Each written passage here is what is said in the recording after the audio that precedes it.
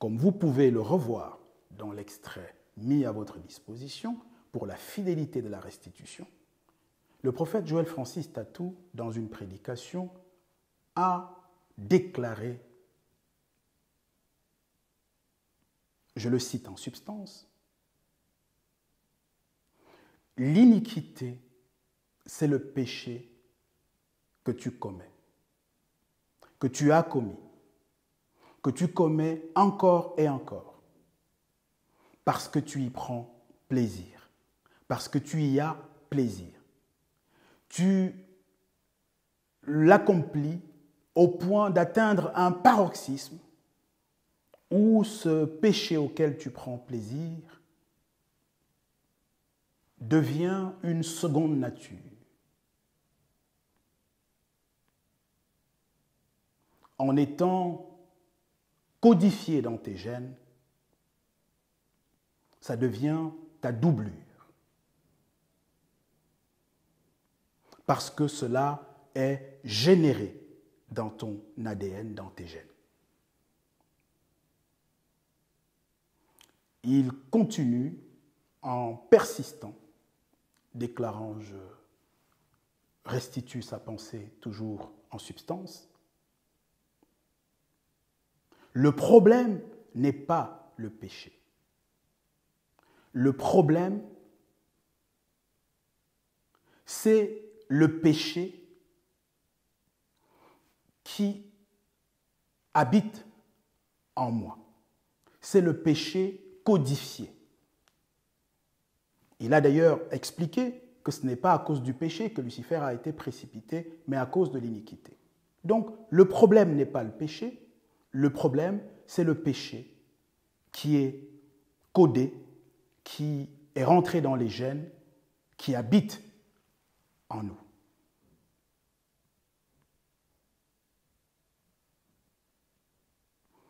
Il affirme encore que l'iniquité est le péché incarné. L'iniquité est le péché incarné. Que l'iniquité ne se pardonne pas, déclare, prêche Joël Francis Tatou. L'iniquité est le péché incarné, l'iniquité ne se pardonne pas. L'iniquité est ce qui te fera rater l'enlèvement. L'iniquité est la raison pour laquelle tu seras mis dehors, jeté dehors, conformément à Matthieu chapitre 7, verset 23, s'agissant de ceux qui revendiquaient d'être thaumaturges, d'être voyants, d'avoir guéri des malades, etc., et auxquels il a en effet été répondu « Je ne vous ai jamais connu », en gros, fichez le camp, pour être un peu trivial et gagner du temps. Autrement dit, pour Joël Francis Tatou, l'iniquité est le péché incarné, c'est ce qui ne se pardonne pas. Et c'est étrange. C'est étrange que des gens disent Amen. C'est étrange que personne ne lui dise c'est faux. C'est incroyable que de tous ces grands noms de pasteurs, de docteurs, de ministres, de théologiens, tous ces intellectuels qui l'écoutent, mais il n'y a pas quelqu'un pour dire que c'est juste parfaitement faux, anti-biblique. C'est quoi ce jeu, en fait? Que sont les buts que poursuivent les dirigeants? Ils se servent de la Bible ou ils sont au service de la Bible? Ils promeuvent le « il est écrit » ou ils sont là pour l'étouffer, pour le faire suffoquer, pour le piétiner, pour le fouler aux pieds et pour outrager l'esprit de grâce. Cher Joël Francis Tatou, vous vous êtes lourdement, très lourdement trompé en affirmant que Dieu ne pardonne pas l'iniquité. Et vous avez comme posé un nouveau fondement au mépris d'Éphésiens chapitre 2, verset 20, qui dit que les prophètes et les apôtres ont déjà posé le fondement. Vous n'avez pas le droit, cher Joël Francis, de poser un nouveau fondement. Vous pouvez rétablir ceux qui ont été foulés aux pieds par la religion et l'apostasie, vous ne pouvez pas en établir de nouveau.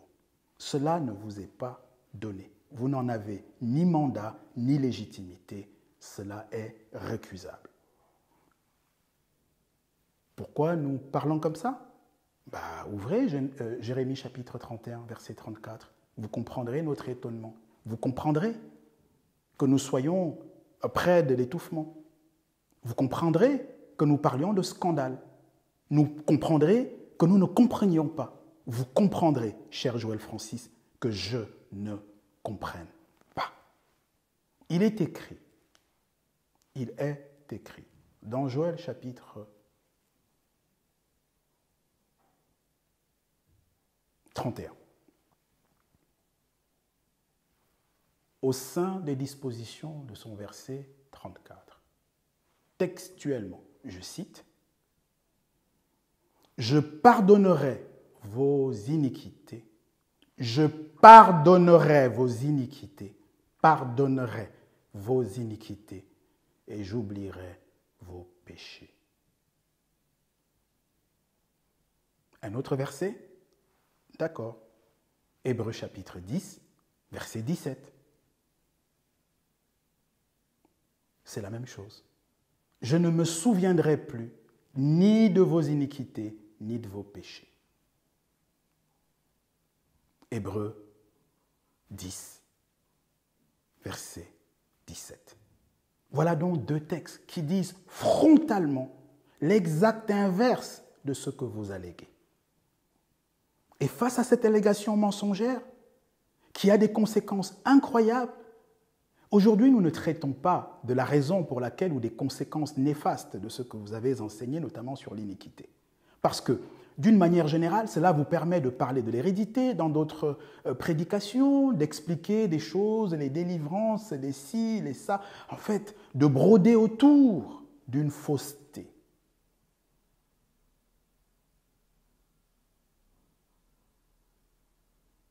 Je ne sais pas, sauf votre respect, cher Joël Francis, faut-il encore élaborer sur ce point? N'est-il pas suffisant de juste placarder Jérémie 31, 34 et Hébreux chapitre 10, verset 17? J'espère beaucoup que oui. Mais avant de terminer, nous allons regarder attentivement les conséquences de ce que vous dites. Vous avez mobilisé le texte de Romains 7 et vous en avez. Regardons Romains 7 et voyons les conséquences de ce que vous affirmez. Parce que le Romains 7 est bien le texte que vous avez pris pour poser un nouveau fondement sur la définition de l'iniquité. Alors que Romains 7, au moins à 12 reprises, parle de péché. Le sujet, c'est le péché. Dans Jean 1, le sujet, c'était la parole. Vous mélangez parole, lumière, en confondant les deux échelles de la nomenclature ou de la typologie. Créer, incréer. Là, de nouveau, dans ce texte de Romains 7, vous mélangez péché, iniquité et vous donnez une définition étrange que rien ne soutient et qui surtout est frontalement antibiblique, ostentatoirement antibiblique. Une forme de flagrant délit. Romains 7 dit ceci, versets 19 à 21. Je ne fais pas le bien que je veux faire et je fais le mal que je ne veux pas. Et si je fais le mal que je ne veux pas, alors ce n'est plus moi qui fais, ce n'est plus moi qui le fais, c'est le péché qui habite en moi. Je trouve donc en moi cette loi, dit le verset 21. Quand je veux faire le bien, le mal est attaché à moi. Fin de citation. Romains chapitre 7, du verset 19 au verset 21. Prenant donc appui sur ce texte, vous avez donné une définition de l'iniquité. Est-ce que vous réalisez maintenant que si votre définition de l'iniquité était vraie, à Dieu ne plaise. Cela voudrait dire que vous dites que Paul était dans l'iniquité. Je rappelle que l'épître aux Romains est écrit aux alentours des années 56-58 de notre ère. Est-ce à dire que c'est un inique notoire nommé Paul de son nom, ou Saul de Tarse, qui nous a écrit Romains 10, versets 9 et 17, au sujet du salut? Voulez-vous dire que c'est que l'épître, par exemple, aux Colossiens, écrit aux alentours de 62 de notre ère, doit être jeté à la poubelle, parce que si c'est un inique, ça veut dire qu'il est jeté dehors, ça veut dire qu'il manquera l'enlèvement, ça veut dire que... Mais ça veut dire tout ce que vous avez dit sur l'iniquité. Ça veut dire que Dieu ne lui a pas pardonné. Ça veut dire qu'il est impardonnable. Et Timothée, écrit autour de l'an 65, il faut aussi le jeter à la poubelle. Il faut le faire si c'est un inique, puisqu'il est vomi, il est rejeté. Voilà quelques conséquences de l'inconséquence de vos allégations mensongères. Nous n'allons pas nous y attarder davantage. Il y aurait tant à dire. Mais il nous suffit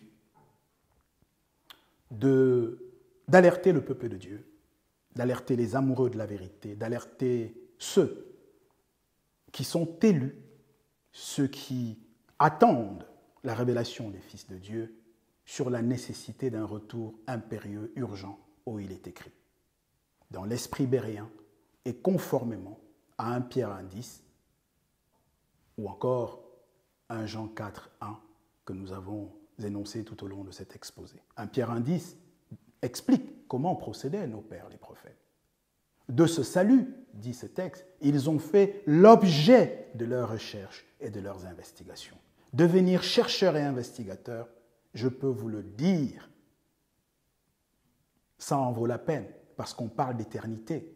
Et parce que pour être médecin, pour être informaticien, pour être mécanicien, pour être seulement plombier, quelle peine ne vous infligez-vous pas?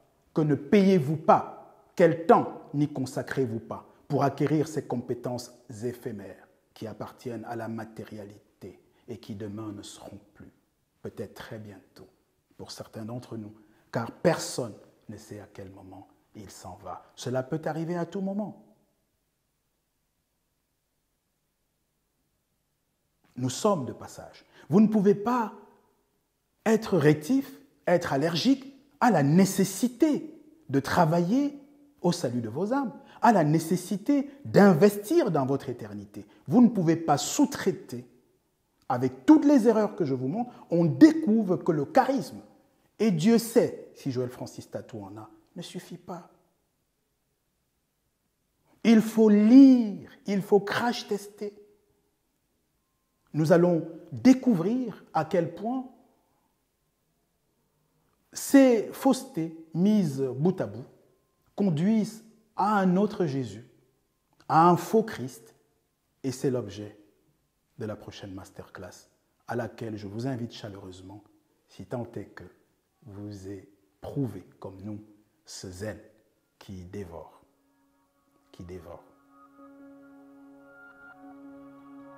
À bientôt.